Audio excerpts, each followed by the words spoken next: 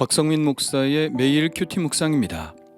로마서 15장 22절로 33절입니다.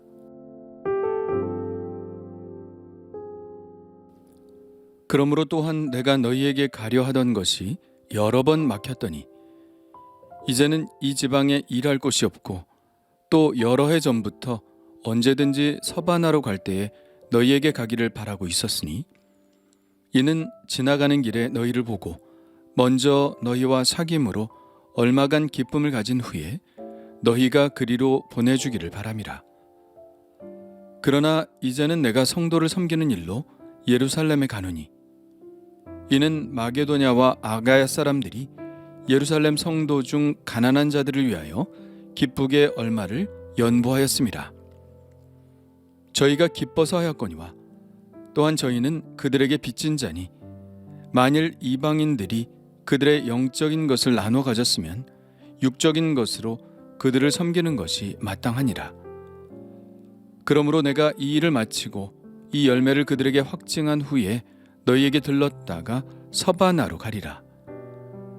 내가 너희에게 나아갈 때에 그리스도의 충만한 복을 가지고 갈 줄을 아노라. 형제들아, 내가 우리 주 예수 그리스도와 성령의 사랑으로 말미암아 너희를 권하노니 너희 기도에 나와 힘을 같이하여 나를 위하여 하나님께 빌어 나로 유대에서 순종하지 아니하는 자들로부터 건짐을 받게 하고 또 예루살렘에 대하여 내가 섬기는 일을 성도들이 받을 만하게 하고 나로 하나님의 뜻을 따라 기쁨으로 너희에게 나아가 너희와 함께 편히 쉬게 하라. 평강의 하나님께서 너희 모든 사람과 함께 계실지어다. 아멘. 오늘 말씀을 통해서 얻을 수 있는 수학은 바울의 전도 여행의 과정과 지금의 상황에 대해서 알 수 있는 정보가 꽤 있다는 것입니다. 우선 바울은 로마를 방문하려는 시도를 그동안 많이 했다는 것을 볼 수 있는데요. 22절입니다. 그러므로 또한 내가 너희에게 가려 하던 것이 여러 번 막혔더니 바울이 로마에 가려고 했던 목적과 여의치 않았던 상황은 1장에서도 이미 보았습니다.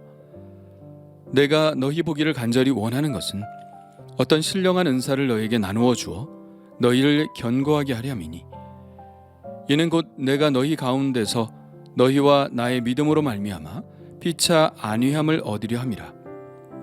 형제들아, 내가 여러 번 너희에게 가고자 한 것을 너희가 모르기를 원하지 아니하노니 이는 너희 중에서도 다른 이방인 중에서와 같이 열매를 맺게 하려 함이로되 지금까지 길이 막혔도다.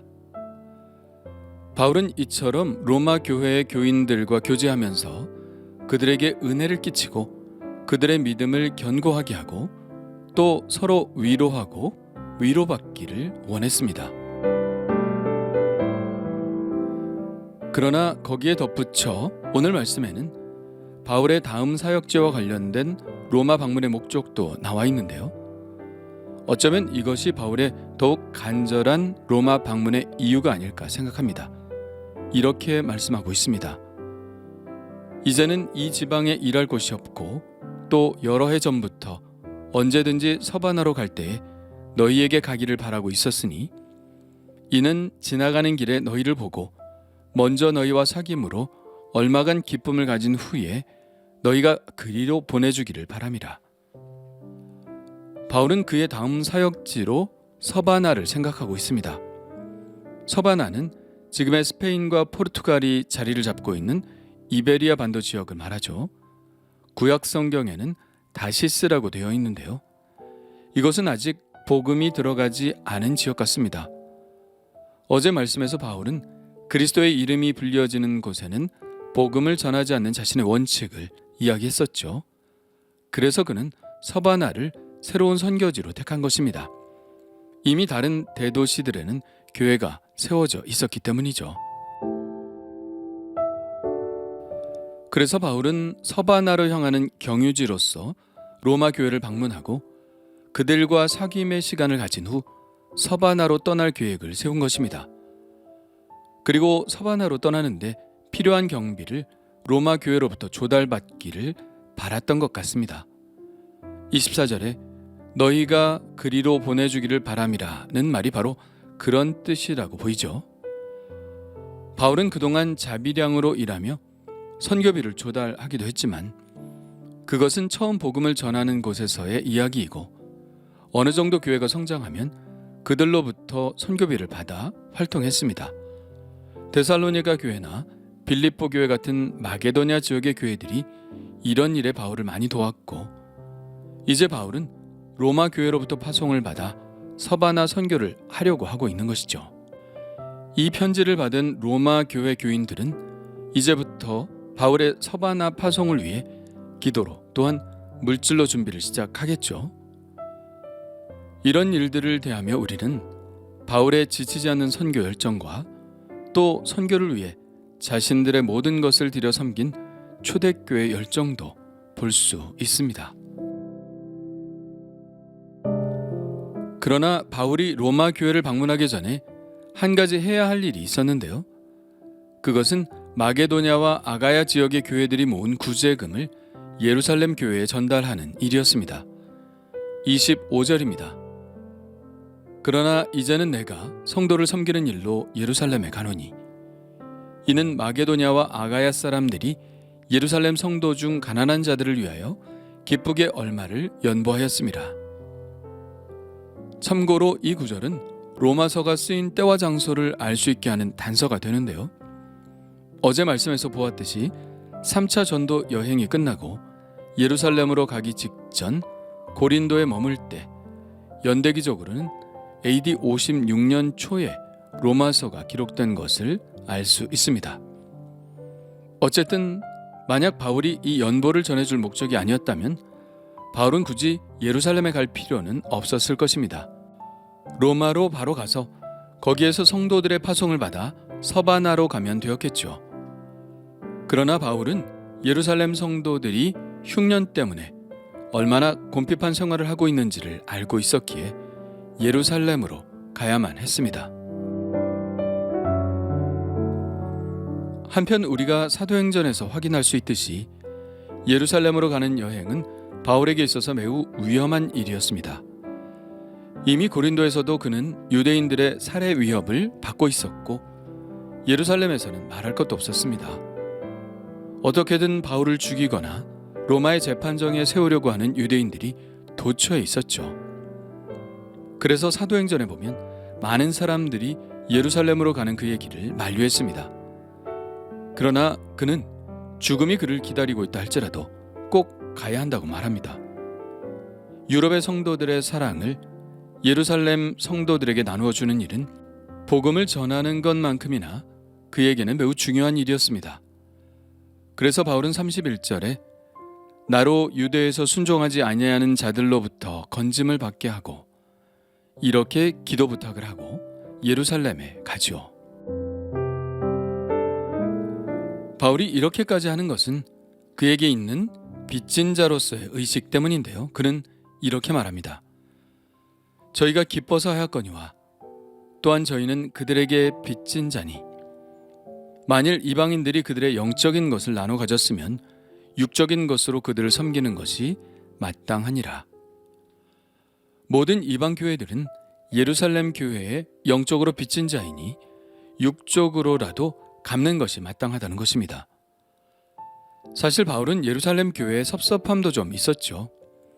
예루살렘 교회에서 파송된 전도자들이 바울을 공격한 적도 많이 있었거든요. 그런데도 바울은 예루살렘 교회를 늘 생각하고 교회 지도자들과 늘 좋은 관계를 가지려 했고 할 수 있는 한 도우려고 했습니다. 바울의 겸손과 사랑의 깊이를 알 수 있는 대목이죠. 이와 같은 바울의 빚진 자 사상은 여러 곳에서 발견되는데요. 로마서 1장에서부터 이 말을 하고 있죠. 헬라인이나 야만인이나 지혜 있는 자나 어리석은 자에게 다 내가 빚진 자라. 이 빚진 자 의식이 바로 바울의 선교적 동기였던 것입니다. 13장에서는 또 이런 말씀도 하고 있죠. 피차 사랑의 빚 외에는 아무에게도 아무 빚도 지지 말라. 남을 사랑하는 자는 율법을 다 이루었느니라. 그는 평생 주님께 사랑의 빚을 진 자로 생각했고 다른 사람들을 사랑하는 것이 이 빚을 갚는 유일한 방법이라 생각했습니다. 그래서 그는 열심히 사랑했죠.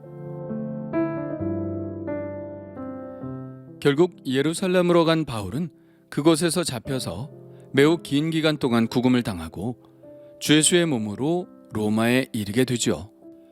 성도를 섬기는 사랑을 그는 자신의 목숨의 위협과 바꾼 것입니다. 그야말로 어떻게든 사랑의 빚을 갚으려는 그의 사랑의 마음을 볼 수 있습니다.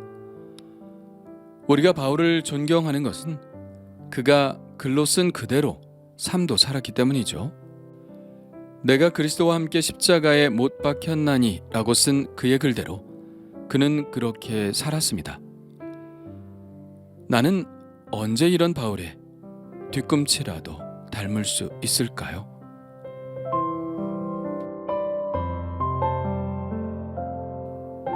주님 감사합니다.